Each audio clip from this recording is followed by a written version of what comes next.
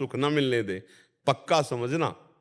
नहीं, कोई कोई ऐसे हैं कि बिना प्रयास के अरबपति घर में जन्मे हैं और बिल्कुल ना उतनी बुद्धि है और ना उतने उनके कोई कर्म है इस जन्म में, और ऐसा सुख भोग रहे हैं कि आप देख लो, कोई बुद्धि नहीं है इस कोटि की, और बड़े बुद्धिमान, बहुत बुद्धि तेज है और बहुत कर्म प्रवीण है, कर्म करने में भी बहुत संभाल के करते हैं, लेकिन फल में उनके हाथ नहीं लगता, क्योंकि पूर्व का कर्म हमें हर क्षण बाधा पहुंचाए चला जा रहा है। तो हमको दबना नहीं है। अगर हमको इस जन्म में उन्नति प्राप्त करनी तो भजन जरूर, भजन ही काट सकता है आपके कर्म, और कोई प्रवीणता काम नहीं करेगी। भजन बल से हम बढ़ सकते हैं। जो लोग को, जिनको ये दिखाई देता है ना कि वो पाप कर्म कर रहे हैं, वो बढ़ रहे हैं, वो उनका पूर्व का पुण्य है और उनको बढ़ने दे। और जो अभी पाप कर्म कर रहे हैं, और जब वो पुण्य क्षय होगा और पूर्व का पाप मिलेगा तो विध्वंस हो जाएंगे, पक्का समझ लो और आंख खोल के देख लो। तो दुराचारी, अधर्माचरण करने वाला, पापाचरण करने वाला सरसब्ज दिखाई दे तो ये समझ लेना उसकी अंतिम इच्छा पूर्ति की जा रही है, अब इसका नाश निश्चित है। लेकिन धर्म पूर्वक जो चल रहे हैं वो बहुत कष्ट पा रहे हैं। ये बिल्कुल विश्वास रखें कि हमारे पाप नष्ट हो रहे हैं और मैं आगे उन्नति को प्राप्त होऊंगा। पर धर्म का चलना और भगवान का स्मरण करना ये सतत बनाए रखे, तोड़े ना, तो आज नहीं तो कल जरूर प्राप्त होगा। किसी भी धर्मात्मा के जीवन में देख लो तो उसका जीवन दुखमय मिलेगा, पक्का मिलेगा, और जब परिणाम आएगा तो निहाल हो जाओगे। बस चुप रहो। किसान भी फसल बोता तो 6 महीना लगता है। कि ऐसा नहीं कि गेहूं फेंक दिया दूसरे दिन वो 50 बोरा वहां से गेहूं ले आया, ऐसा नहीं है। वो जब 4-5 महीने सेवा करता है, तब जब फसल तब वो 50 बोरा, एक बोरा फेंका तो 50 बोरा वहां से लाता है। तो ये सत्कर्म, भगवान नाम जब, भले अवनति आज हो रही लेकिन आपको शांति रहेगी, आपका चित्त प्रसन्न रहेगा और आप डिप्रेशन में नहीं जाएंगे। आगे आपकी उन्नति निश्चित होगी, ये विश्वास कर लीजिए, पक्का विश्वास कर लीजिए। जो धर्म से चलता है वो एक दिन उन्नति को प्राप्त होता है। जैसे सुदामा जी, तो एक दिन सुदामापुरी बनी कि नहीं? एक दिन था कि घर में लौट के जब आते तो पत्नी पूछती कुछ लाए क्या?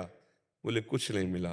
तो तुलसी दल जो भोग भी अर्पित करती वही 3-4 हिस्सों में करके, जब कई दिन हो गए तो उन्होंने कहा कि हम तो जी सकती हैं, आप जी सकते हैं, लेकिन ये बच्चे नहीं जी सकते। कैसे? वो श्री कृष्ण श्री कृष्ण श्री कृष्ण श्री कृष्ण, कृष्ण कृष्ण करते रहते हो ऐसा। तो एक दिन भगवान ऐसे प्रसाद पा रहे थे, भोगारोग रहे थे, तो ऐसे प्रथम कवर ही ऐसे करके ऐसे हो गए। तो रुक्मिणी जी ने कहा ये स्थिति आपकी तब होती जब कोई भक्त दुखी होता है। कौन भक्त दुखी? तो उनका, मेरे एक मित्र हैं बचपन के सुदामा जी, कई दिन हो गए आज उनके घर में भोजन नहीं। बोले प्रभु आपका मित्र भोजन नहीं, आप इशारा करो त्रिभुवन की राज्य लक्ष्मी, क्योंकि महालक्ष्मी का अवतार है रुक्मिणी जी। बोले इशारा तो तब करे ना जब उसके अंदर इच्छा हो, उसके अंदर इच्छा ही नहीं। तो रुक्मिणी जी ने कहा प्रभु अब हम नहीं सह सकती, आप जाओ और इच्छा जागृत करो। तो उनका उसके हृदय में तो नहीं जागृत कर सकता। सुदामा इतना निष्काम भक्त है कि उसके हृदय में इच्छा जागृत नहीं कर सकता, उनकी पत्नी के हृदय में इच्छा जागृत कर सकता। तो भगवान एक भिक्षुक के रूप में गए, कहा भिक्षाम दे। तो अतिथि धर्म का ज्ञान रखने वाली सुदामा जी की पत्नी निकली और उन्होंने कहा कि मैं आपको भिक्षा नहीं दे सकती, क्योंकि मेरे यहाँ एक संतान हुई है जिससे मैं अपवित्र हूँ। एक जनना शौच होता है, एक मरना शौच होता है। तो मेरे यहाँ जनना शौच है, मैं तुम्हें भिक्षा नहीं। तो बोले मैं 10 दिन बाद आ जाऊंगा। बोले फिर भी नहीं दे पाऊंगी। क्यों? क्योंकि ये जो हमारी अपवित्रता वो दूर होने वाली नहीं। बोले ऐसा क्या?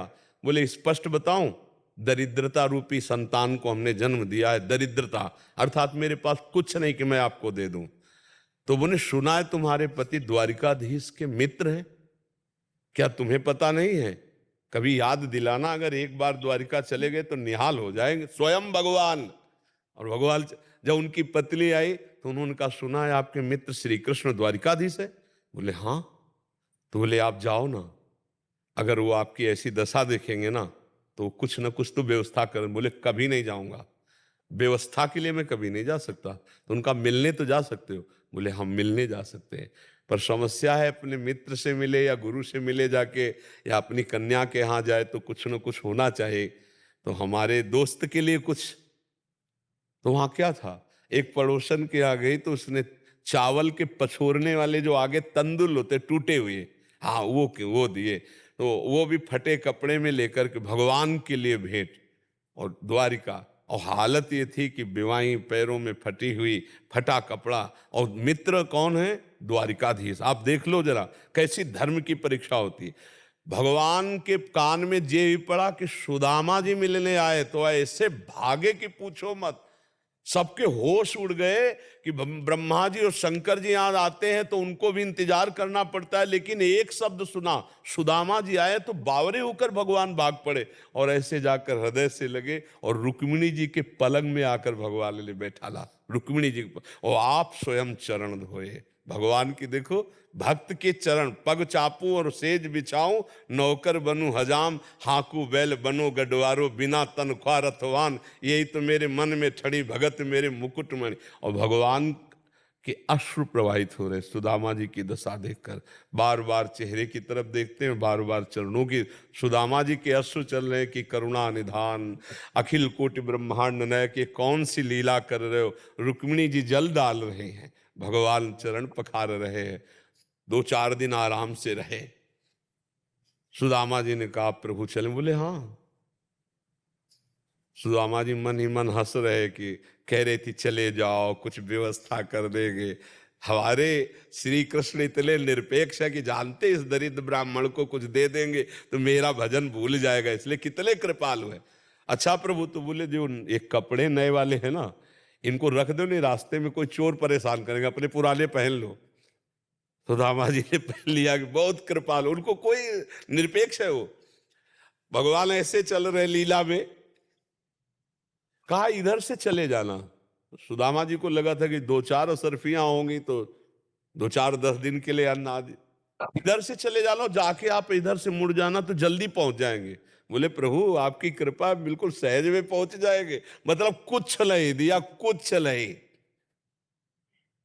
भगवान ने सुदामा जी को तंदुल निकाल नहीं रहे थे, जबरदस्ती छील कर पाए, और सुदामा जी को कुछ नहीं दिया प्रगट में।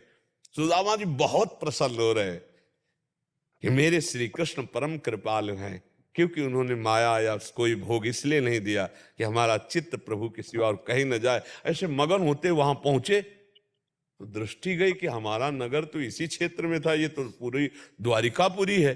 पूछा लोगों से तो बोले यहाँ एक हमारे सुदामा जी थे, उन्हीं की सुदामापुरी है। जब देखा पत्नी आरती करने आ रही है, आप जैसी द्वारिकापुरी वैसी सुदामापुरी की रचना हो गई। ये हर भक्त के जीवन में होता है, पर डिगना नहीं चाहिए, मतलब कमजोर नहीं पड़ना चाहिए। तो हम कह रहे हैं आज तुम्हारा